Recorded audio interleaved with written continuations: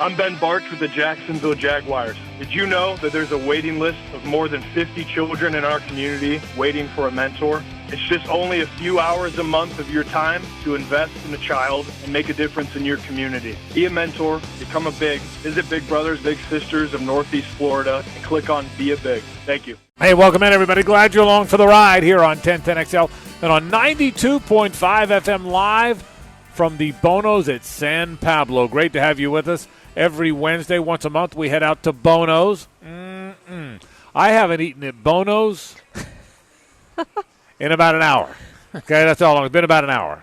Well, I thought you were going to say since yesterday, since we all ate Bono's together yesterday. For me, it was 24 hours. Well, before lunch today, it had been like 20 hours. So there you go. We're a wonderful location here at San Pablo, just off of beach.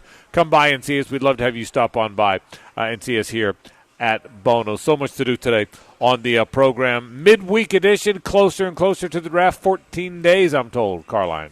That's right. 14 days until the eve. Maybe it's 15. Yeah, I think it's 15. But thanks for staying with me. Thanks for letting me correct myself on that. Well, there's something magical about the eve of the draft. I mean, Could you let me go there? I may be more excited on the eve of the draft than no. But yeah, it's closing in on it, and it's fantastic. Matt Hayes and I got to talk to Dabo Swinney today for the Trevor cast for next week. That was so much fun. Does he know? Is he like one of the guys that knows Trevor, you think? They're kind of close. Okay. Yeah. How about having Dabo next week? I can't wait for that. It was unbelievable. Dabo was fantastic. And so, yeah, it was it's just another piece in the puzzle of my excitement level, which is at an all-time high. And that's understandable. Yeah, yesterday, 16 days until the draft. For that 1-6 number, obviously, has some special meaning here in Jacksonville. And look, we've talked about the draft party. I think even for people who aren't going to be able to attend the draft party, they're going to have draft parties at home. I think this is going to be an eventful night in the city of Jacksonville. And I think there's going to be a lot of people, Hayes, that don't even know until the next day who the Jaguars take with the 25th pick because they've been celebrating that number one pick for a couple hours. That's a great I didn't think about that, but that is a great point. You're going to have to pace yourself if you're going to want to make it to the 25th pick because we're probably going to have about a 2.5, 3 hour gap, I would say, between Trevor Lawrence is introduced by Roger Goodell as the pick. And then at the 25th one, that's a lot of champagne. That's going to be a lot. Pace yourself. Maybe eat like some bread, like a pasta dinner. Bread, they have really good garlic bread here at Bono's. Soaks it up is what it does. Yeah. Bread, really good garlic bread here. Yeah, we'll be on that night on the Jaguars Network. That's right. Baselli Lagerman and I will go on. I think we're going on at 7. You'll have to pace yourselves too. Pick will be at 8, and then we're staying through the 25th pick. So it's going to be a lot of radio. We're looking forward to that. That's going to be a fun day for all of us. So if Trent Baalke decides to trade up or trade down, are you the first person that he tells so that way you know how to handle the broadcast? That's a great point. Yeah, that's an absolutely great point. And I think probably not. Okay, so that'd be my guess. So I don't know that we're going to get, hey guys. I think you should. We're moving up. So, when you deal with Logman, Baselli, and me, we're 3 guys that really can't be trusted. You know, we'd be blaring it. Jags moved up to 13. You're also 3 guys that probably can talk for more than 5 hours straight combined, so I think you're just fine. Are you starting to absolutely? Are you guys starting to fall in love with a certain player being at 25? Did you see Dane Brugler's mock today? Yes. Dane Brugler mocked every pick. He did a 7-round mock today. Mm-hmm. And why not? He spent so much time on his draft guide. That was the easy part. Yeah, right. Exactly. He could do 12 of those, I suppose. I'm standing my ground. First of all, whoever they get, they've got enough needs. It'll be an important pick. If it's Teron Morig and they need a safety, that'll be a good pick. If it's Christian Barmore because they need a defensive tackle, if it's a receiver. But we all have our preferences, and I've said all along that I'm hopeful that it winds up being a receiver. I really do hope it's a receiver. We're gonna Brugler, by the way, is going to be on the show tomorrow, so we'll certainly run all this by him. That's awesome, but he's busy this time of year. But I'm hopeful it's a receiver. He's got Elijah Moore there from Ole Miss in his mock. I'd be all over that. He ran a 4.3, sub 4.3. You've heard me. That's what I think that I would. I can tell you sitting here now, and again, if you tell me they're going to get Trevor Lawrence and Christian Barmore, I'll do cartwheels. But if you ask my pick, I would love to see them get a fast receiver at 25 and right out of the gate go get him a weapon. Get him at 1 and get him a weapon at 25. If it was me, that would be my position. Yeah, it was funny. Gibby joined me on Death Taxes in Duval because Rick Ballou was on vacation this week, and we were talking about this, and Gibby brought up a great point about Elijah Moore and being from Ole Miss. It's like, look, no one thought DK Metcalf or A.J. Brown would be the kind of players that they've become. Why not go back to that well with Elijah Moore? And it makes a lot of sense. I was surprised when I saw it because I haven't seen Elijah Moore being put that high up. Right. But he totally fits the skill set. I mean, he totally fits the skill set of Rondale Moore, Kadarius Toney. Those are players you can almost, and Tutu Atwell. You can almost just pull out of a bag in terms of which one are you the most comfortable with. But I thought Gibby, great point about the Ole Miss lineage right now at receiver. And I think even 2 years after that, it's the Tyreek Hill effect is in play. Now everybody wants that guy. You know that? I mean, they're not afraid of the smaller guy. They're not only not afraid, they want that quick little guy. Now, again, warning to all NFL teams, there's only one Tyreek Hill. The other guys aren't necessarily going to be like that. But I will tell you that's the plan is to and I do think that's what Jacksonville doesn't have. I think Chark and Shenault are going to be good players in this league, particularly with a good offense and a good quarterback. I believe that. I think Marvin Jones was a great free agent acquisition because he's a veteran that has done this. I think Colin Johnson is going to be a guy that high points balls. He'll play in situations.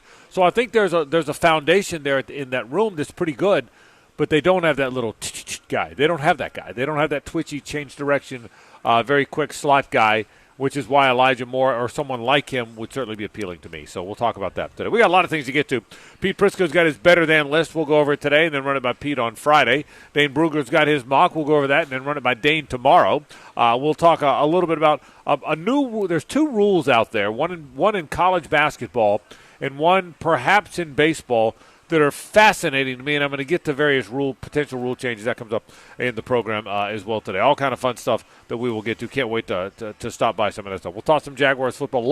I can't wait for tomorrow's Trevor Cast because Ryan Leaf will be so good. And then next week, Dabo. How good? I mean, you're on a roll now, okay? You guys have kicked. Well, you started Matt out Hayes fast. Is doing great. I really appreciate it. He's been an unbelievable teammate, and he got both Ryan Leaf and Dabo's 20, so hat tip to him, and they were both phenomenal. Jadeveon Clowney's got a new team. We'll talk about that. Lots of NFL stuff. All kind of stuff to get to. Glad you're with us. It's the Kitchen and Flooring Design Center Wednesday.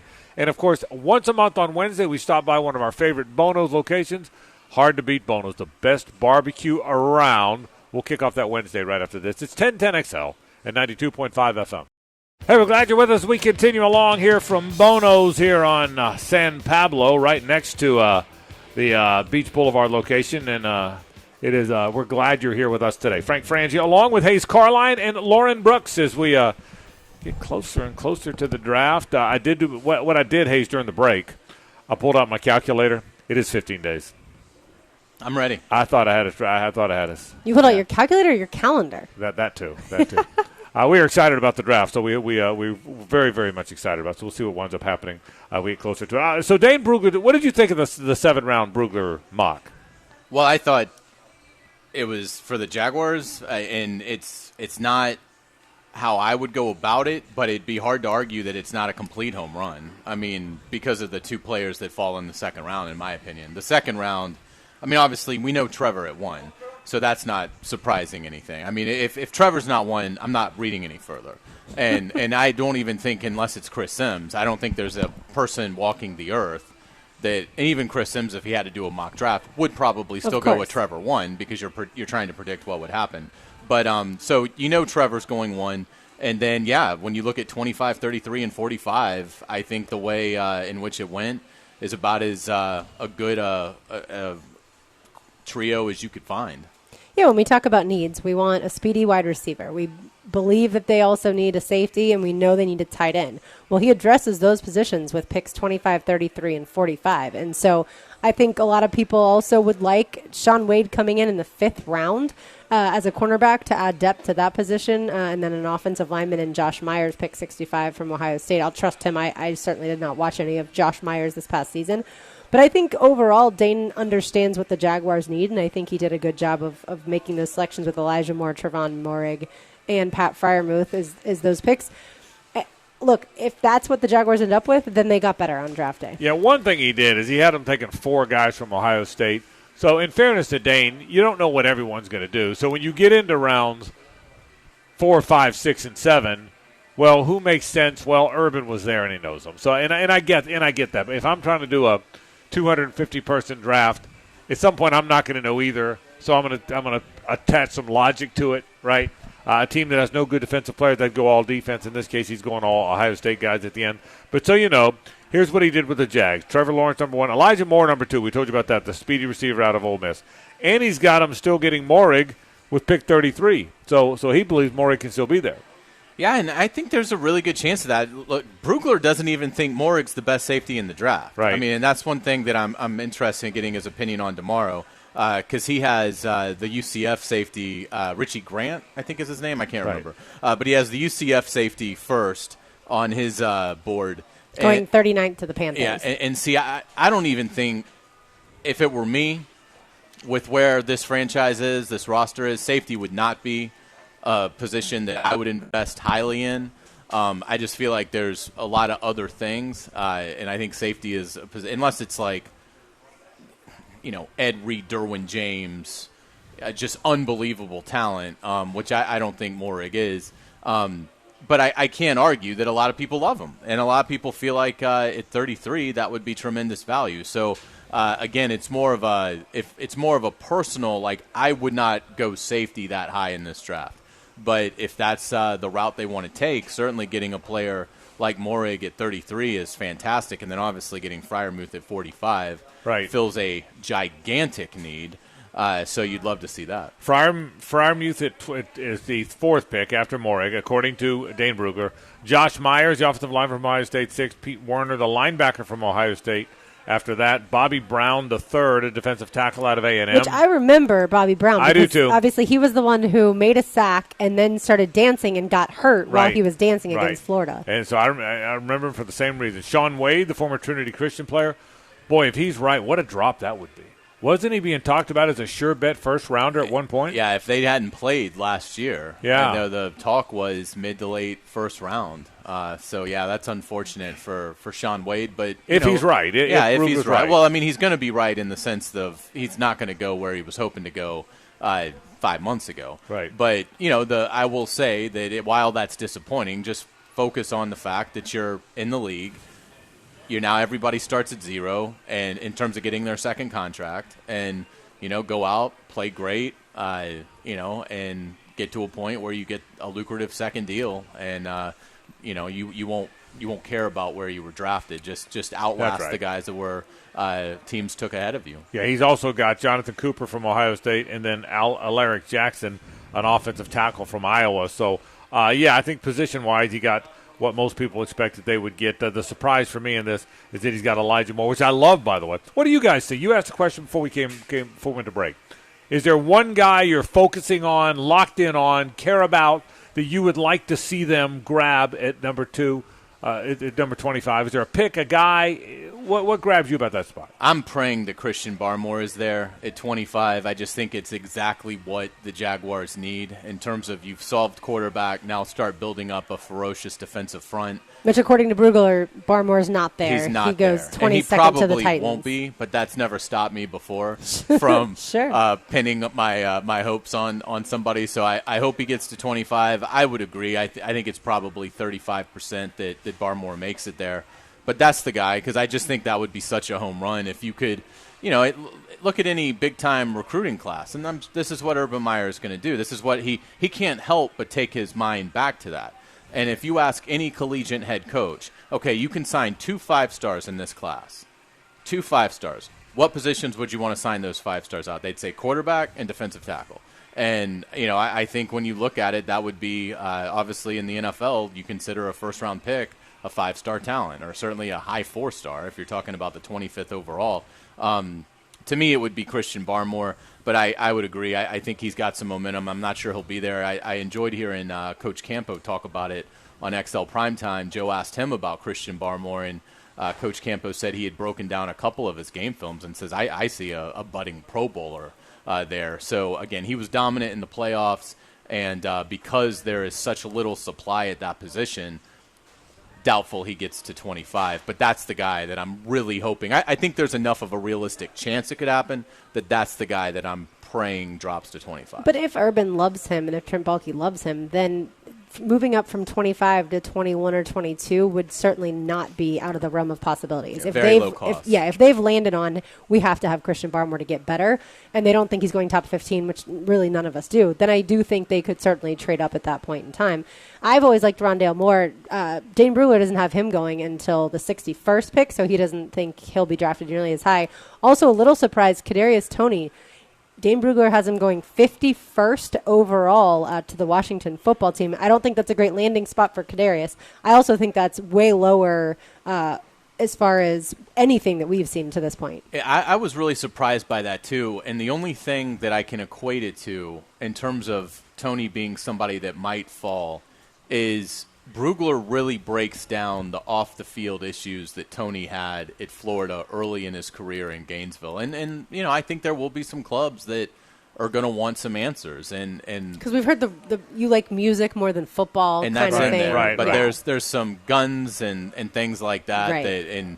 And so, you know, I don't know if maybe Dane is hearing that that these are things that are scaring teams off of Toney, but if he starts to fall, if he does get selected outside the top 50, I think it would tell you that there's got to be a lot of teams that just ruled him out, because you look at his film from last year, you look at how his game fits where the NFL is going, you look at what he ran at his pro day, there's no reason that he should not be a top 50 pick if you're judging it strictly on field, but you got to take everything into consideration. So anyway, it was really interesting reading Brugler's report on Toney's background. The other thing, too, that surprised me, and I know he doesn't like Kyle Trask. He's made it very clear. He's not a Trask guy. Right. Not personal. He just doesn't like his game.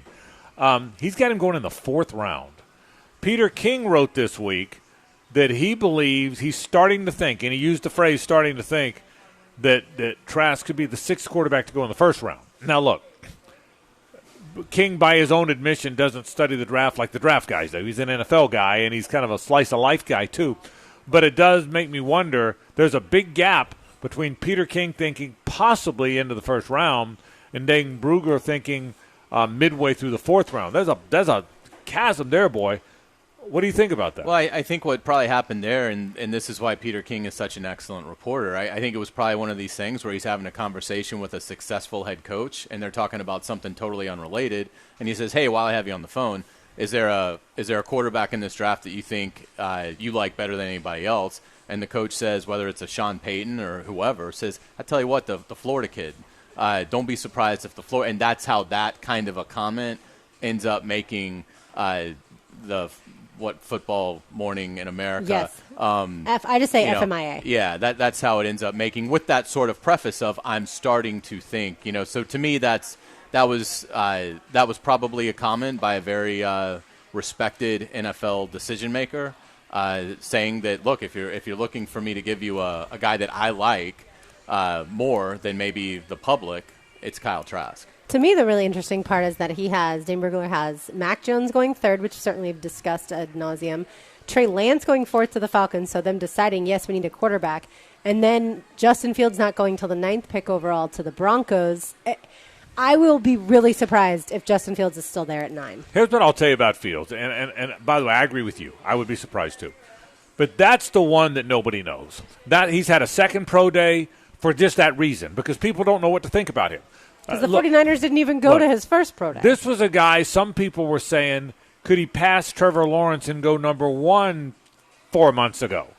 Then he slipped to number 2 for sure, then clearly slipped out of the 2 spot to Zach Wilson. There's no debate about that anymore. Now people think, well, since the 49ers traded up, most people think it's to get Mac Jones, but could it be to get Fields? Pete Prisco thinks that's what they should do. So now there's talk about that. Okay, now we're not talking that anymore. Now it looks like most people don't think that's going to happen. People don't know what to think. Justin Fields, I think, is the biggest enigma, biggest question mark of the top 10, 12 picks, wouldn't you say? I don't think there's any question. And I do think it's unlikely he gets to 9 because he's just got too much good stuff on film. I mean, you look at and he he's everything you want in a quarterback right now. I mean, in terms of an athlete, I mean, he's got the unbelievable mobility. He throws very accurately. He has a strong arm. I think the only question is the processing, and I don't think it's that off that it's like, okay, now he's got to plummet and be selected after 8 other guys are off the board. That doesn't seem to make sense with the quarterback need as high as it's ever been in this league. So I still think Mac Jones goes third. I think San Francisco traded up knowing exactly who they're taking, and they're not going to be swayed off of that. But I do think if you're Atlanta and you take a quarterback and you take Trey Lance over Justin Fields, you deserve, in my opinion, to have that blow up in your face. It may work out, but in my opinion, you deserve to have that decision blow up in your face if you're the Atlanta Falcons. Yeah, no, I totally agree. I feel like if Arthur Smith is evaluating the quarterbacks, and yes, he's not the general manager, he's the head coach, but I feel like he's going to say, give me the guy who I have all the tape of. First of all, Lance only played the one game, and he's playing against tough competition. I would way rather have Fields than Lance, but I still think there's a chance that Fields can go at 3. I don't think that story is written that the 49ers are 100% in on Mac Jones. I just know they're 100% in on a quarterback. And Fields is from Atlanta, too, by the way. That's right. I think the 49ers are taking Mac Jones. In fact, I find myself having, and again, Lauren, you're maybe more in the majority than I am, because people just, and you may be here too, Peter King, people just can't see, no disrespect to Mac, this guy going from hardly playing to really good player to sneaking into the first round to third overall. You're having trouble digesting that too, I think. Not so much that. It's more, to me, all we talk about are quarterbacks that have to be mobile nowadays in the NFL. They have to be mobile. Well, if they have to be mobile, and I know Mac Jones is not a statue, but he's not a mobile quarterback. So if you've got Fields and you've got Jones and you've got to have a mobile quarterback in today's NFL, then to me, that speaks to Fields is going to be a better quarterback for you long term because he can scramble when Jones may not be able to. Third overall? I think it's going to be Mac Jones. Yeah. I mean, again, I think San Francisco was probably petrified of Bill Belichick, who, oh, by the way, stole all of our tight ends. So he's already, he's already been a little bit of a bandit, this offseason. And I think the 49ers panicked a little bit probably and said, New England's at 15. They're gonna go up and get Mac Jones. And I think that's the guy that Kyle Shanahan believes will be a perfect fit for his system. And I think he's right. I think Mac Jones is going to have an outstanding NFL career. So I think it's a trade the 49ers will be happy that they made years from now. But I don't think you make that move if you haven't, as an organization, 100% committed to the player you're going to take. So Justin Fields can have as many pro days as he'd like. He can have a pro day in Kyle Shanahan's living room.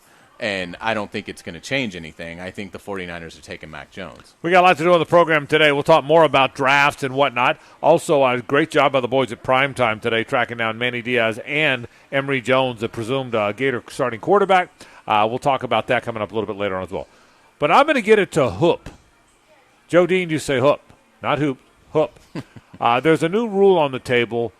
I don't know if you guys saw it or not, but it really got my attention. It would be the best rule change. Did you see it? I did not. The best rule change in college basketball in a long, long, long time. I'll tell you what it is after this. With Hayes Carline, Lauren Brooks, Andrew Gibson back at World Headquarters, I'm Frank Frangie. Thanks for joining us on this Wednesday. And a little Bowie. Your day just got better when Bowie jumps in. You know that? Has Bowie ever been Old Rock Thursday? He has. Okay, he has. Good. But that doesn't mean he can't do it again. Yeah. It might be time because I don't ever remember it. He called into the show that day. He was so excited. Yeah. It was years ago. So he felt under pressure to do so. There you go. Nicely done. Look at you. So look, the NCAA, here's what they generally do. Let's come up with an idea that's really good for the fans, good for the athletes, good for the teams, and then never do it. Would you say that's pretty much what the NCAA does? I'd say that's fair and accurate. Yeah, let's come up with something that's good, makes sense, helps people, makes everybody happy, and then let's not do it. Okay? Well, there's a rule on the table now, a rule change that is gaining great traction in college basketball. 6 fouls to foul out instead of 5. They're adding a foul. I love it. Yeah, absolutely. I can't imagine a better idea than that one. In fact, I'm going to make it the 10-10 take. The 10-10 take is brought to you by J. David Tax Law. Peace of mind is only a click or a phone call away. There's nothing bad about this. Number one, what's ruined college basketball in part is every coach sends his guy to the bench in the first half with 2 fouls. Yep. If you get the second foul, you can be 2 minutes into the game, you're done for the half. Fans lose out, teams lose out, players lose out. Well, now it'll be 3, and you'll be able to stay in the game. I think you still have to penalize guys for fouls. People overthink it sometimes. What if we did it with this and did it with that? It's the best rule recommendation to come to college basketball in a long, long time, and they will have lost their mind if they don't put it through, and that's the 10-10 take. 10-10 take. I like it because college officiating can be inconsistent, and it does just weigh too much on the game for what you're saying. Your star might only play 2 minutes of a first half sometimes, and then if they pick up another quick one to start the second half. I mean, some of that is on the player, I get it, but sometimes the officials can be inconsistent, and I think it would help the game be decided by the players and the coaches on the court, not the officials. And so I think right now there's always going to be some influence that officials have, and you know that. But in college basketball, it might be tilted more towards the officials. The ratio might be imbalanced more than really in any other sport. So I would like it because I do think it would give you would never see a player come out with 2 quick fouls. You now have to get 3 in the first 20 minutes of basketball, which is tough to do. I think it would make all the sense in the world because now the outcome is being determined by the players and not so much the officials. Right, and what I can't stand is when there are the ticky-tack fouls and none of that the officials are ever going to replay and review. But with the 6th foul, at least you feel better if there is a foul. I mean, we saw at times, certainly with Florida basketball, guys were called for fouls that ended up, they were the ones getting fouled. And yet, somehow, some way, Trey Mann gets called for a foul when he gets an elbow to the head. Like, that doesn't even make sense. But in the end, yeah, I think it's a fantastic rule. Cole, it's too tough to get it right. I'm not ripping the officials.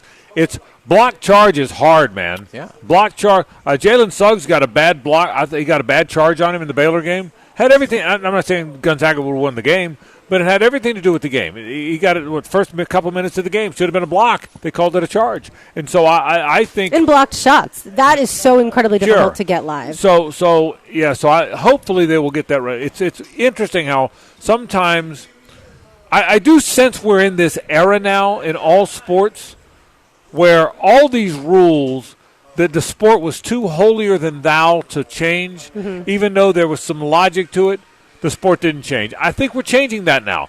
The runner on second base, in a trillion years, baseball would have never done that. But don't people hate it, by the way? I don't like it. Yeah. And I'm not even saying it should stay, but the point is, right. They were at least willing to change. These outlandish things that all these sports were too holier than thou to try, I think they're now trying. Yeah, I don't like that one either. But my point is, for years, baseball would have never tried that. How long has the NBA been at 6 fouls? It's because it's like my whole lifetime. I think remember. My whole lifetime. Yeah, okay. I think forever. Again, so another point to the argument that I would make is, and I get it, they play a different length of game, but again, I would put a little bit more of a synergy between the two and say, they give them 6 fouls in the pros, and these guys are pros, and they get 6 fouls to work with. The amateur player should be able to work with 6 fouls. Yeah, there's 8 more minutes, but I agree with you, Ace. I don't like a lot of the NBA rules. One of the worst rules in sports is the advance the ball rule after the timeout, which they have in women's basketball by the way. Why? What? I've still never figured that rule out.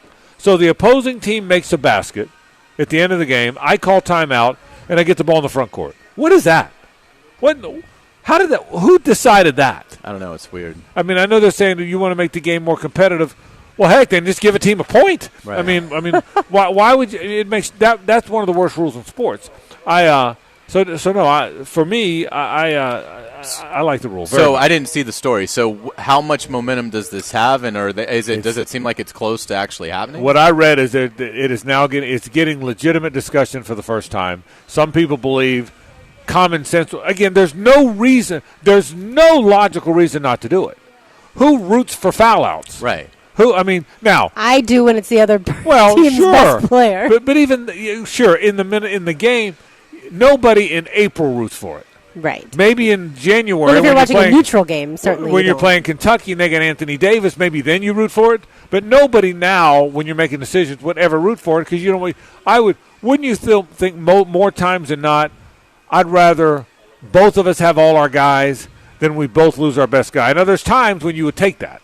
But for the most part, don't you think you'd rather have that? I think you'd rather it be up to the players. Yes. And my players are going to be my better guy than yours. versus your guy. I don't want to have to worry about because of. I mean, again, it's just one of those things where you do see the outcomes of games. I think dramatically affected by officiating in college basketball. I think the Florida Oral Roberts game was dramatically affected by officiating. I think the Florida State-Michigan game, to a lesser extent, was affected by officiating, first half officiating, because it completely changes the complexion of the game. I mean, you're taking game plans and basically throwing them out because you were counting on having guys that now you're having to go 14, 15-minute stretches without having them.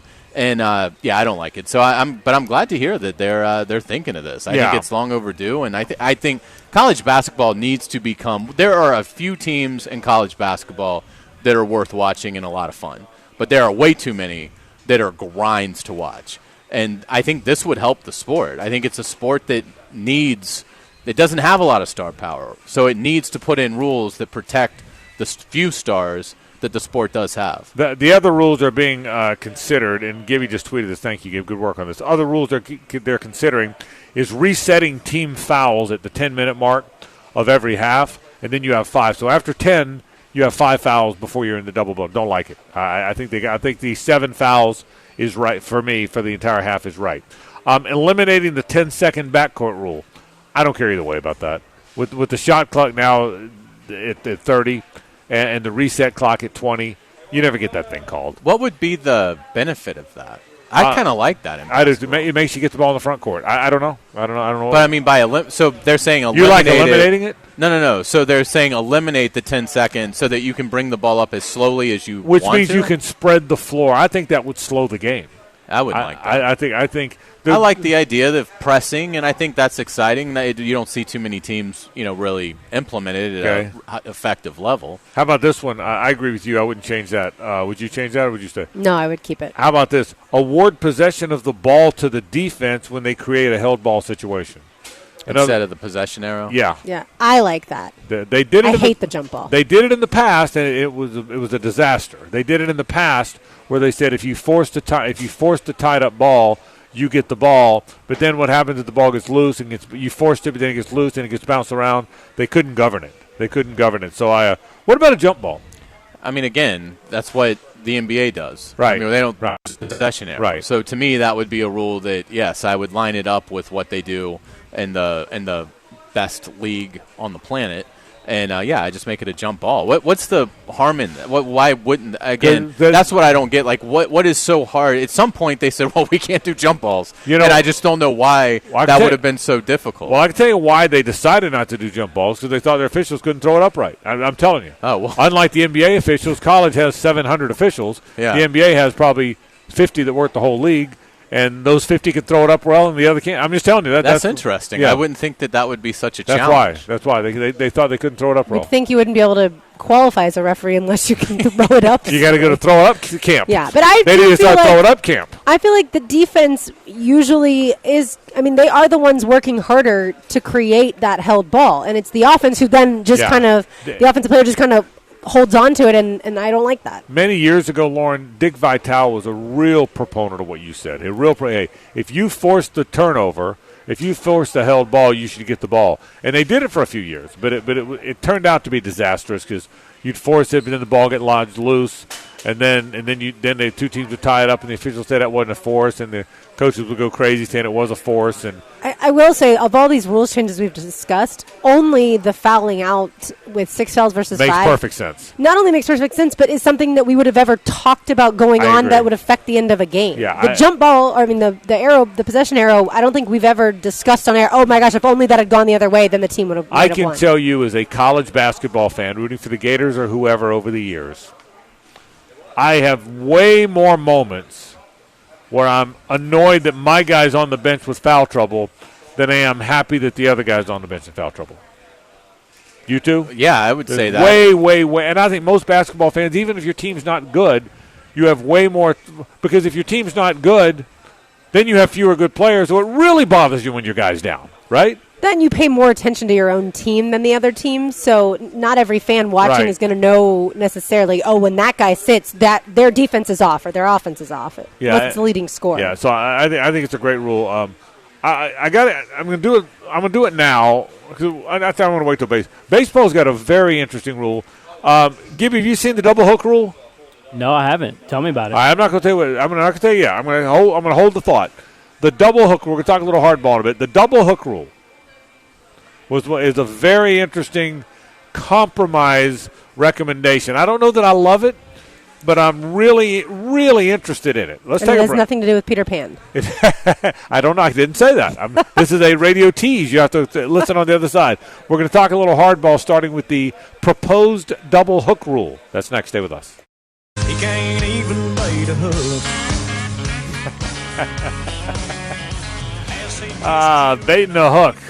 Something I do on a regular basis. You? Oh, yeah. I mean, before I came here, I caught some grouper. When was the last time you baited a hook, Brooks?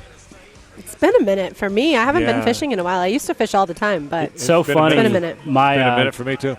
My now fiance, Nikki, she asked me the other day if I could bait a hook, and I'm like, "Are you kidding me? Of course I can." She's like, "I don't know about that. I don't know." I love that she doubted you. By the way, thank Nikki. Nikki got called out of the bullpen with no warm ups last night. She was great. Thank Nikki. We found out that we needed concession help at the ballpark last night. Oh. And we went right to the bullpen, and Nikki was great, and she was kind enough to do it. So please pass along thanks to working the walk-off concession stand for us last night, Gibby. That was sweet of her to do that. Her T-shirt, Gibby, was pretty spectacular. That was phenomenal, by the way, the T-shirt. Do you know? Yeah, she surprised me with that one. Right? Yes, I do. Okay, yeah. Tell the story. Yeah. Tell the story, Hayes. So Nikki is wearing a shirt that says, Gibby, correct me if I'm wrong, future Mrs. Gibson, correct? That's correct, yeah. That's right, okay. The best part of the story was we asked Nikki, we said, for people that don't know, Gibby proposed to Nikki, and they're now engaged last weekend. And we asked Nikki, "Man, you got that pretty quick." She said, "I've had it a long time."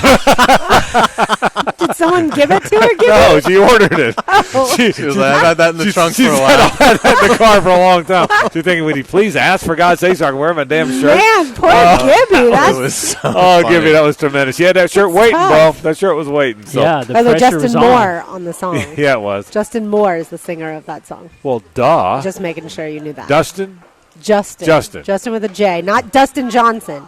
Justin. Who's Moore. isn't there a Dustin country There's guy? Dustin Lynch. Dustin Lynch, okay. Is he related to Justin Moore? No. Okay, there you go. So but Justin they are Moore. similar. That I have no doubt. Let me make sure I commit that to my long-term memory. Yeah, do that. So the double hook rule they're talking about in baseball, they're going to, they have this league, the Atlantic, and they try everything out in the Atlantic. So there's this talk about the designated hitter back and forth, right? The old timers, even though I think everybody wants it now, but the old-time National League guys say, we want it. It's more pure if the pitchers hit. The American League say, we want it. And one of the problems is, one of the discussion points is, and Gibby, I know you know this, one of the discussion points is you don't have to make decisions on your pitchers. It puts you in a position where you don't have to decide on a pitcher to pinch it. You can stay with your pitchers. Well, the double hook, which A is a phenomenal name for a rule. Any rule named double hook's got to be a pretty good rule. But it said the designated hitter exists until you pull your starting pitcher.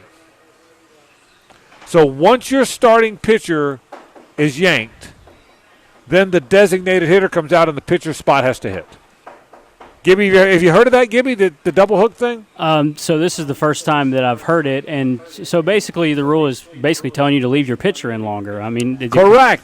Yeah. It rewards you for leaving your pitcher in longer. It rewards you for – that's correct. And so if you pull your pitcher in the fourth inning, well, now that's the designated hitter is now out of the game, and the pitcher has to hit in that spot. And this would be for both leagues or – well, if whatever. I mean, they're just recommending. Because I was going to say the openers, that would really hurt the cause of the openers. It would eliminate openers. Yeah. It would eliminate the thought of the opener. It would take – you couldn't do it anymore. which would be glorious, by the way. Unless you had that rare pitcher who could also hit.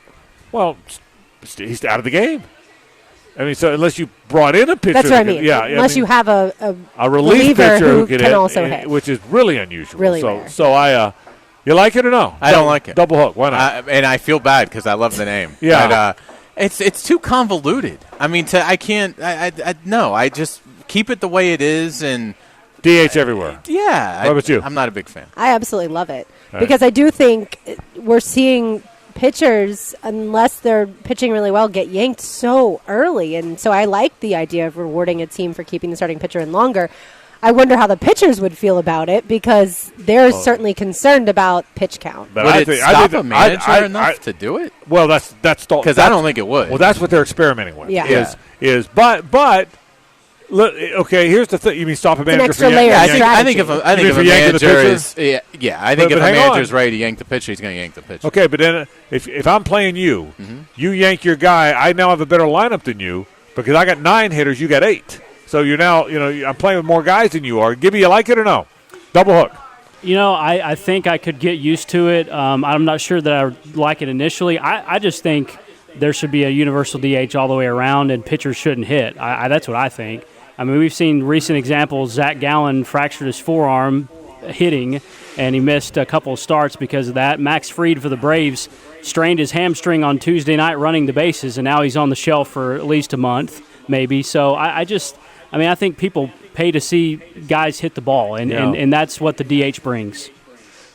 I probably am now leaning more toward a universal DH too, Gibby. Not for your reasons, though. It's not because of worrying about injuries to pitchers, even though I get that, and a lot of people say the same thing Gibby did. You pay these pitchers a lot of money. You're an athlete. If you're an athlete, you're going to get hurt. If you're an athlete, you ought to be able to run the bases. So I'm not worried. I'm not saying it because I'm worried about pitchers' injuries. But the reason I'm probably leaning more to the DH is they are pretty much automatic outs. And why would you have an automatic out in a sport where outs are critical, right? It's almost like... And it's more exciting if you don't have the automatic It's almost out. like every 9th play in football you'd have to take a knee. Well, why would you take a knee? Having pitchers hit is like every 9th play in football, okay, it's play 9, you got to take a knee. Well, you don't want to take a knee. You should never have to take a knee. You should always be able to call a play. And so it'd be like handing the ball off to the offensive tackle and hoping that they're going to be able to run that's right. for the first down.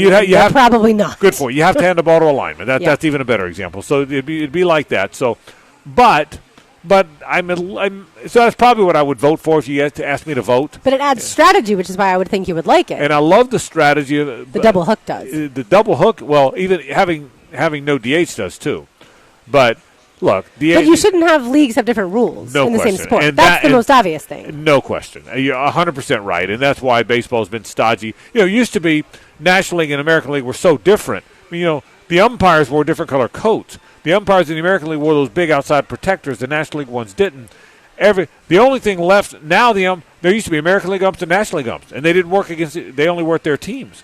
Only now. By the way, there wasn't interleague play all that long ago either. Only recently have all the umpires been the same and all the rules. And so the only thing left that separates the leagues is the designated hitter. So you're right, Lauren. We shouldn't have different rules.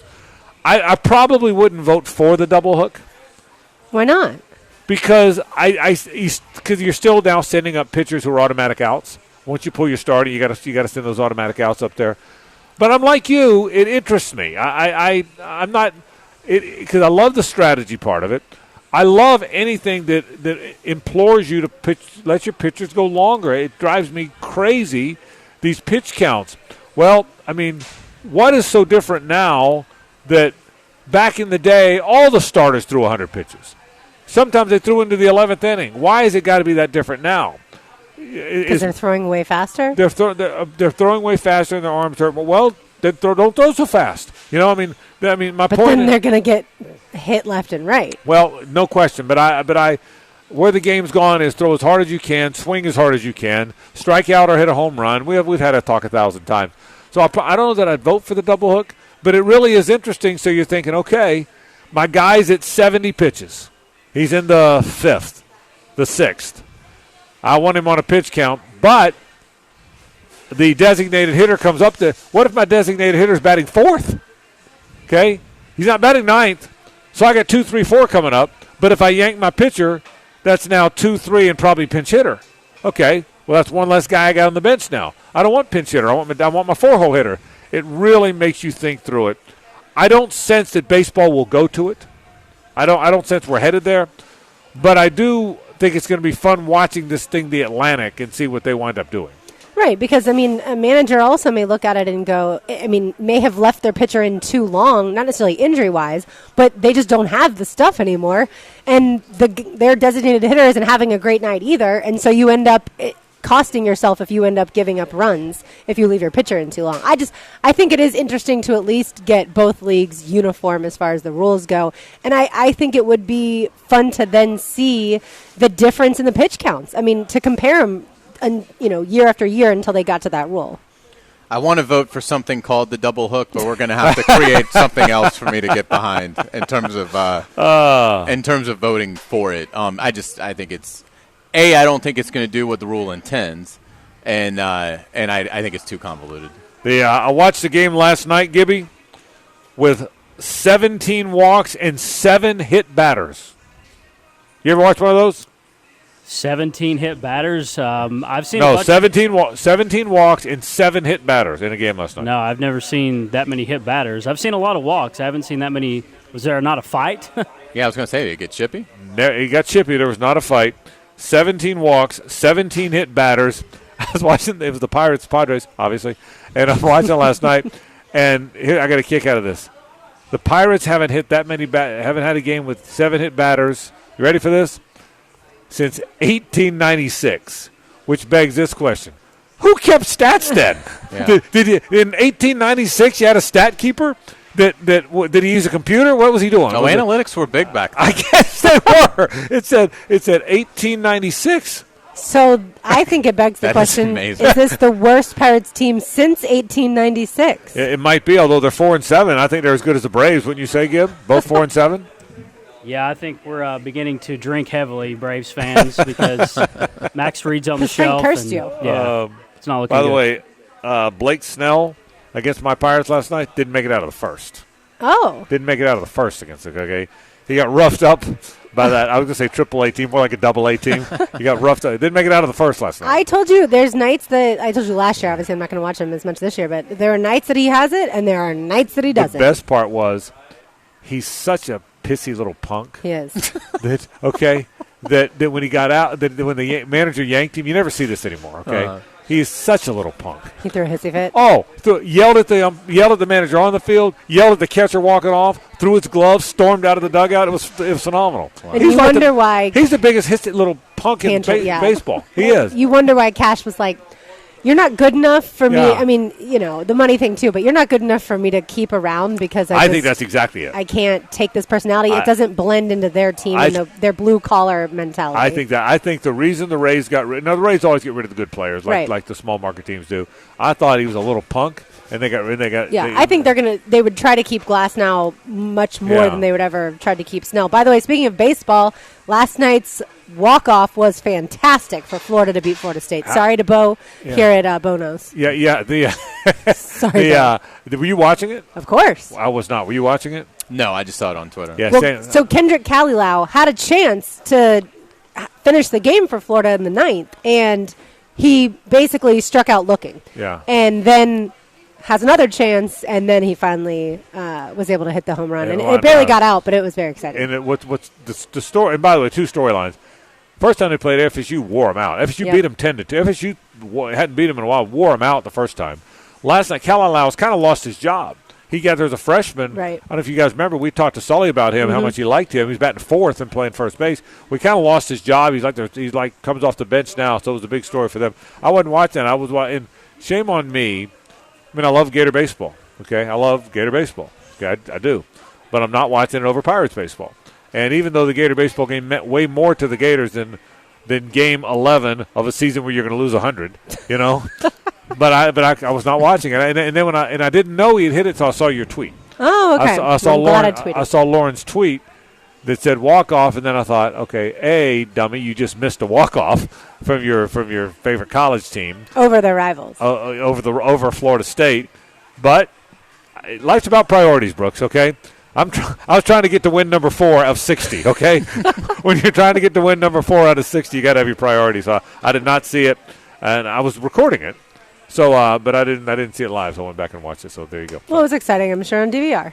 We'll take a break. Hey, when we come back, I got a lot more to talk about. I really thought the primetime guys did a nice job with Emory Jones. I want to talk about that interview. Hayes, you heard it as well. Lauren, I think you did. Very interesting dynamic there, the new Gator quarterback. You'll hear some of his thoughts, and we'll talk about it. That's after this on 1010XL and 92.5 FM.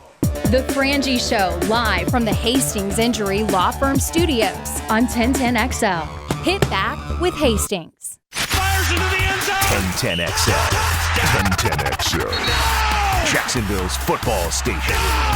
1010XL. 92.5 FM. Here's Linda Beaver. Who loves shopping for a car? We know that most people would rather go to the dentist than the car dealership. And that's why Beaver Toyota and Beaver Chevrolet do things a little different. We offer the best prices with no funny business, have the largest selection of inventory with a 20-year, 200,000-mile warranty. But the difference is you get all of us. Our team is here to serve you, and they're empowered to make things happen. Come see why Beaver Chevrolet and Beaver Toyota is all about. After all, we're here to wow you. You've waited 2 long years, but the wait is over. Diamonds Direct's spectacular spring store-wide sale is here, starting Friday at 10 a.m. The biggest sale all year with 20% savings. All earrings, bracelets, bands, pendants, thousands and thousands of engagement rings included. This is where they break all the rules. In-store or at diamondsdirect.com. Extreme savings on all designer jewelry, all diamond fashion jewelry, expanded selection, extended hours, extraordinary value. It starts Friday at 10 a.m. and open this Sunday, only at Diamonds Direct, off Town Center Parkway next to the Hyatt. We have big rolls of carpet, hardwood too, laminate, tile, area rocks for you. At the Carpet Man, at the Carpet Man. Our prices are low, low, low, low. At the Carpet Man, at the Carpet Man.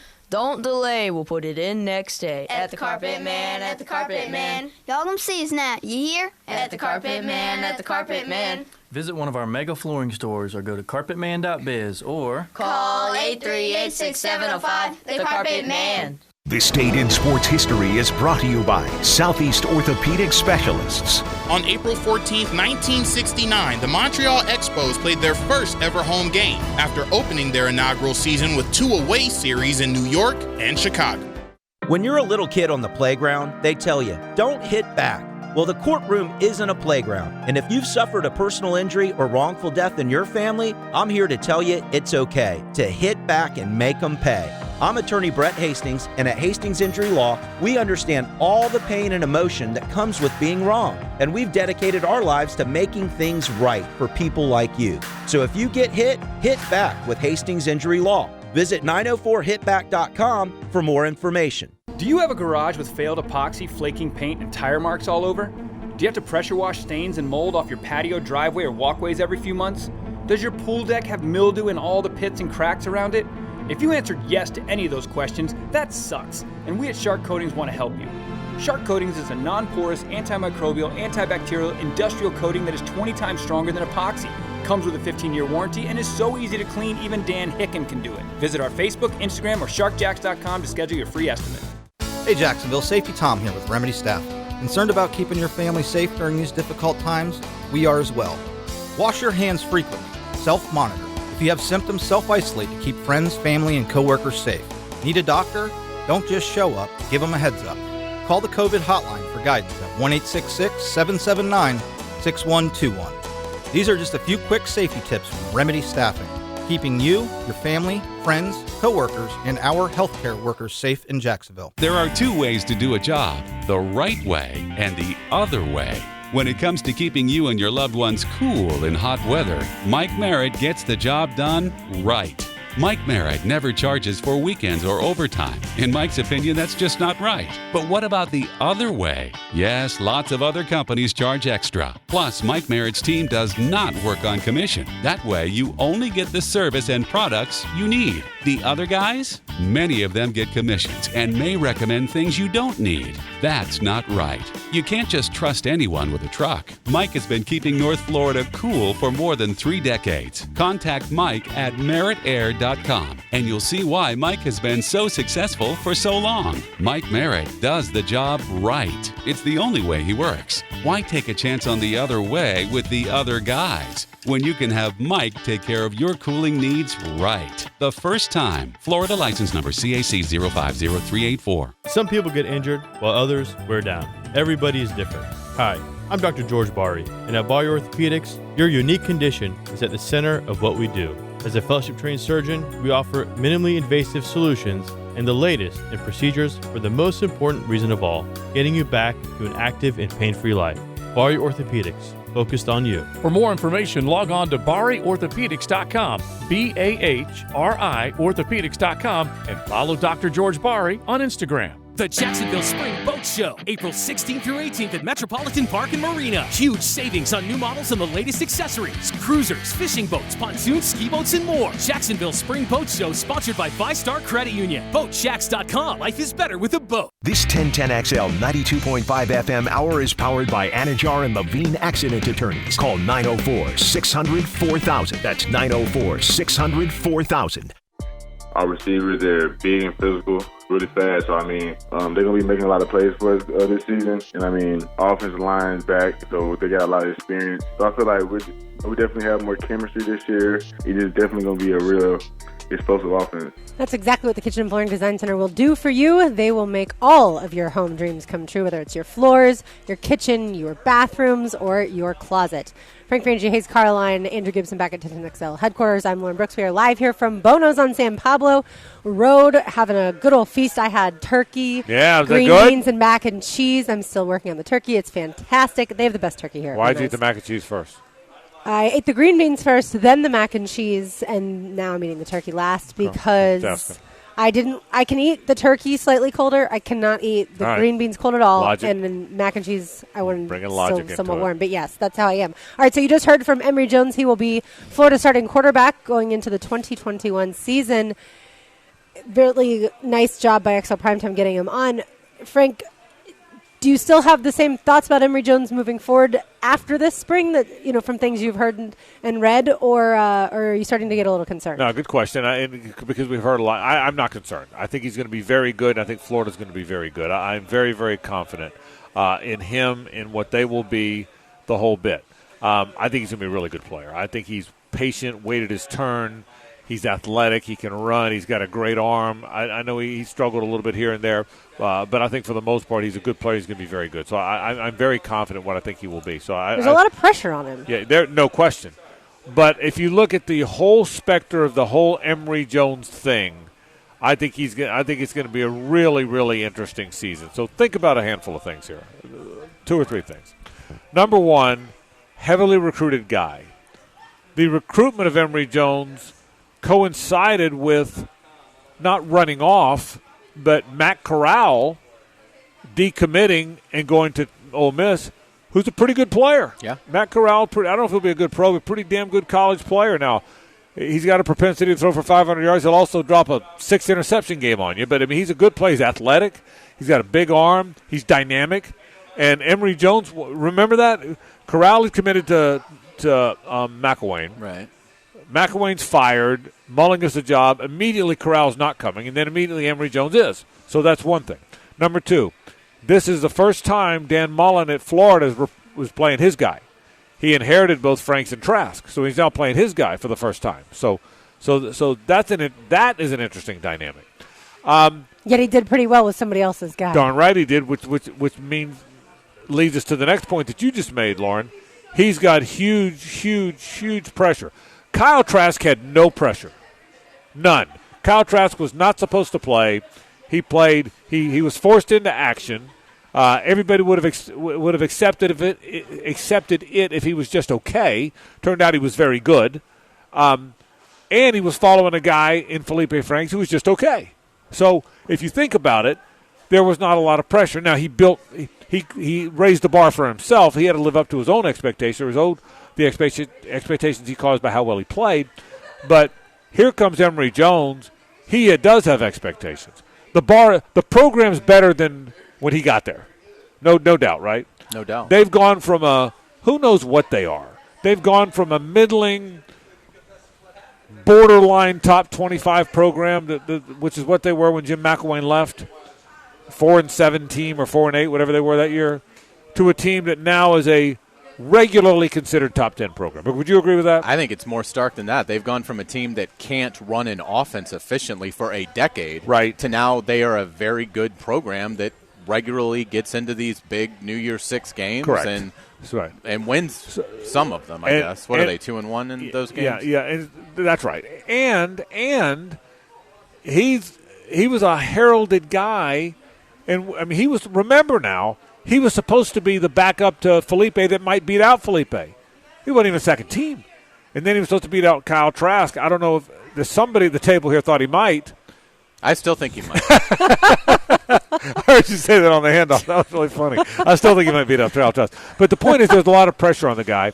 But I haven't heard Emory Jones looked sensational this spring. I haven't heard that at all. And so I am starting to just wonder, is there more competition between Emory and Anthony Richardson than I thought possible? Is it not Emory's team yet? I just haven't heard the, you would be amazed if you got to go to a practice. I think they're both going to play. And I think their skill set is different. Anthony's a bigger, stronger runner. Emory's a more quick-footed, elusive guy. But I think he's going to be good. I think I'm glad the schedule's soft to start. I mean, it's not soft for the league. You start with Alabama, but I'm glad the schedule has a couple winnable games.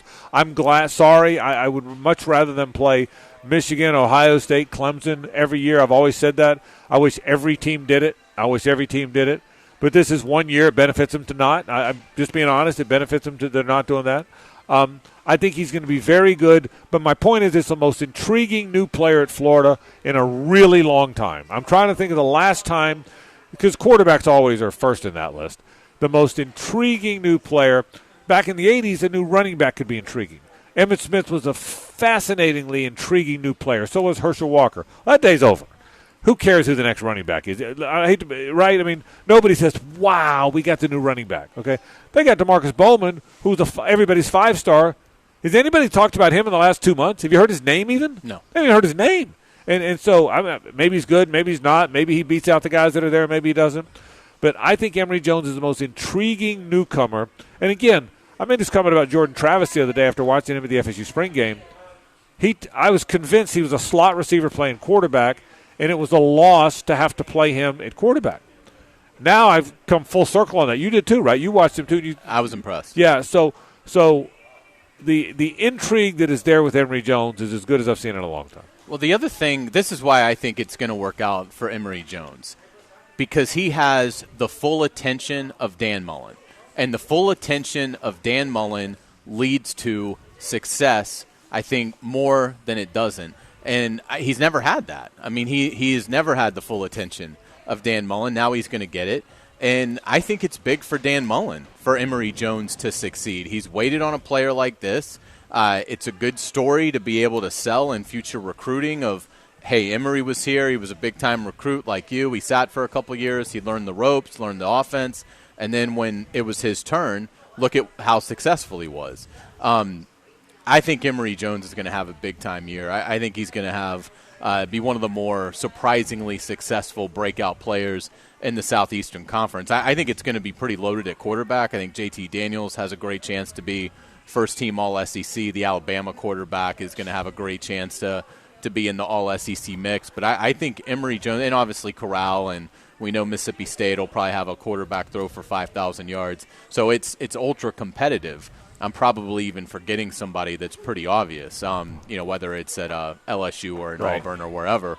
But to me, Emory Jones now, with what they're going to be able to do on offense and with Dan Mullen tailoring everything for him, I think Emory Jones is going to – the only thing that's going to stop him is I do think they're going to play Richardson. And I don't have a problem with that. If you have somebody that's that athletic, I think you should absolutely use that. And so I think it probably will be, I said, 80-20. Maybe it won't be quite that much for Richardson. We'll see. But that's the only thing that I think will keep Emory Jones from having just ridiculous numbers is I don't know that he's going to get every single snap even when the game is in doubt. But I think he is going to have the kind of year where he's in the mix for all SEC consideration, whether that's, second, third team, something like that. Yeah, I certainly hope so. There were times last year that I felt like Kyle Trask got out of rhythm because Dan Mullen wanted to play Emory Jones. And so what I don't want to have happen is a guy who's not incredibly confident yet in Emory Jones right when you start off the season, and then him looking over his shoulder because Anthony Richardson's coming in, and he's never able to develop that rhythm. I'll say this, and I do believe this. The game, Dan Mullen has always wanted his quarterback to run some. It was clear when he had Kyle Trask, who was obviously not a very good runner.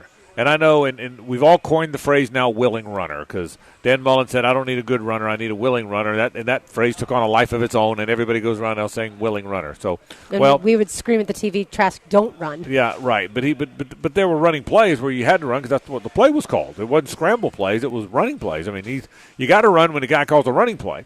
And so, I mean, how many times did he call quarterback power? Where that's just you snap it to him, he takes a step to let the blocking develop and goes right and then takes off. So, but I also think the game has gone to more quarterback running. The game in the 80s, quarterbacks ran options all the time in the veer or the wishbone or even out of the eye or whatever. And then in the 90s, people like Bowden and Spurrier and Dennis Erickson and came along, and all of a sudden, quarterbacks didn't run as much. The more they play, I mean, Tommy Frazier ran, but more and more. And by the time we get through the 90s and the 2000s, quarterbacks didn't run as much. Then we get the last 10, 12 years, the RPO comes. So now the athletic quarterback is back. So now quarterbacks are starting to run again, right? So they're back to running. I think there's now more quarterback runs than there's been in the sport of downfield passing football in many years. We're almost back to the 80s. We're almost back to the veer and the wishbone. Not quite. There's not options. The option now is you read the end and you either keep it or give it. You either keep it and run it, or you give it off, or sometimes you keep it and run it and throw it. So. But because Dan Mullen has wanted his quarterbacks running a little bit anyway, because now he's got a quarterback who's obviously a good runner. He brought him in to run last year. That's when he came in. And you got Emory Jones. I'll bet you see huge running numbers from Emory Jones. I'll bet that's what you see. I'm not going to say he's going to rush for 1,000 yards, but I'll bet he knocks on the door of that. I don't know how many yards he'll pass for, but I'll bet you Emory Jones has a season. What did Trask pass for? 3,500? I'm guessing. I think it might have been north of that. No, 35. Okay. Yeah. So Trask passed for 3,500 and rushed for a couple hundred. I'm going to guess. I don't even have it in front. Something like that. Yeah. Somewhere there. Whatever. Again, it's such a messed up system that they count sacks as rushing. Almost 4,300 yards as far as passing goes. Yeah, and 40-some touchdowns, and then probably. Well, I'll bet you Emory Jones passes for 2,700 yards, maybe more, but I'll bet he rushes for 800-900 yards. Rushing total 50 yards. Okay, because it counts sacks too. Yeah. But I'll which is the dumb rule in college football. But if you care about stats, but I'll bet you he rushes for 800-900 yards. I'll bet you it's that kind of a season. I'll bet there's going to be some games where he's 19 of 26 for 238 yards and 16 carries for 93 yards. I think that's the season Emory Jones is going to have. And the reason I think that is he's explosive. I mean, if he hits it, he's outrunning everybody. I mean, I don't know that he's going to break a lot of tackles, but Emory Jones is quick. And once he gets through, I think particularly when you're talking about some of these, cupcake teams that Florida will play, I think he's going to have some games where he breaks 40, 50, 60-yard runs. Well, if you do that, it makes your path to 1,000 so much easier. And that's what Trask, I don't think, was ever going to give you. So I don't know that you'll see a lot of 16 for 93. I don't know that it'll be I don't know that he'll carry it that much. But I do think you'll see some that are like 9 for $112 because one of the 9 was a 58-yard touchdown run. Right. Yeah, I think Gator fans will be happy as long as the team wins, obviously. But I think they've been spoiled with a really good pocket passer. And so now transitioning, if he is going to be a takeoff first, I just wonder how Gator Nation will view the offense almost taking a step back. I can tell you, and I keep making this comparison, I'll make it again. I will take it back to 1991-92 when Florida State was so good. And Florida said Casey Weldon was the quarterback, number 11, just like Kyle Trask. And Casey Weldon, he beat out Brad Johnson. They both played, but Weldon was the starter, and he was really the quarterback. And they had a guy waiting in the wings named Charlie Ward, and he waited his turn, just like Emory Jones has. And he was a 6'1" runner-passer, not a big, tall drop-back passer, and we waited his turn. So he got in there in 1992. He had some struggles in 92. They had a good team. I remember the Georgia Tech game. I want to say he was 7 of 17 in the first half, and they were behind, and he rallied them. But by 1993, he was the best player in the country. He was the best player in America by 93. And yet FSU fans, to your point, Lauren, had to get used to, okay, we've been drop-back passer used since Bobby got there. Bobby Bowden got to FSU in 76. Had a quarterback named Jimmy Black, and he ran the option. Ever since then, after that, they threw the football, man. Woodham and Jordan and all those guys in the 80s, Rick Stockstill, and then later on in the 90s with Weldon and Peter Tom Willis and Chip Ferguson, McManus. You know the drill. All those guys into the 90s. Most of those guys late 80s. Well, all of a sudden, Charlie Ward is a throwback. He's going to run it, and he was a very good passer. He was a dual-threat guy, so you had to recondition your mind. Even though you knew he was going to be a special player, you had to recondition your mind because you had been watching this drop-back passing the whole time. I think Florida's the adjustment of the Florida fan base, to your point, is going to be very similar to the Florida State fan base when Casey Weldon passed the baton to Charlie Ward. Now, Charlie Ward turned out to be a better player than Casey Weldon. I say better player. Casey Weldon played in the NFL. Brad Johnson did too, but better college player. We'll see if Emory Jones. It's very, very intriguing, interesting part of the college football season. Let's take a break. When we come back, I want to get back to the NFL a bit. Clowney to the Browns, opposite Myles Garrett. Interesting. We'll talk about that. Stay with us. Had a visit this morning, took a physical, and as soon as he passed his physical, it was clear he was signing with the Browns. He gets a one-year deal worth up to $10 million. Still a really nice payday for Clowney. And for the Cleveland Browns, they had a big-time addition to their defense. Going to be fascinating to see how they use them. It's a Kitchen and Flooring Design Center Wednesday on The Frangie Show. Make your home dreams come true with the Kitchen and Flooring Design Center. Ian Rappaport weighing in from NFL Network. Jadeveon Clowney is now a member of the Cleveland Browns, a pass rusher who will play opposite Myles Garrett. Do anything for you? I think, like Rappaport said, I think it's a really good payday for Clowney. I probably wouldn't have gone that high for him. I don't think he's worth $10 million for 1 year, but if they can get good production out of him, if he can stay healthy, certainly that does help their pass rush. I think Clowney is more along the lines of J.J. Watt, who big name, but not necessarily going to be that productive anymore. I think it's a good move because he's just being the, Robin to Myles Garrett's Batman, and I think that's a good role for him. I think it's a role that at this point in his career he kind of knows that that's what it's going to be. But I think he can help the Browns. I think the Browns find themselves in a position where they've been looking up at this division for 20 years, and now they finally have a grip on it. And, the Ravens aren't going away. I think Cincinnati will be better. And Pittsburgh, until Pittsburgh falls apart, which I think is inevitable, but until that happens, you still have to respect it's the Steelers. And they wake up out of bed with 10 wins every year, it seems like. So I like the fact that Cleveland is making an acquisition that, they think helps put them even further at the top of that division. And I think that I think they'll be happy with the signing. I think Clowney's going to fit in well there, and I think he's going to do some good things for the Browns. Why doesn't he make more plays? And again, we've told a story many times about how we have often watched him and watched him in the college level, and what a terrific player he was there at the college level.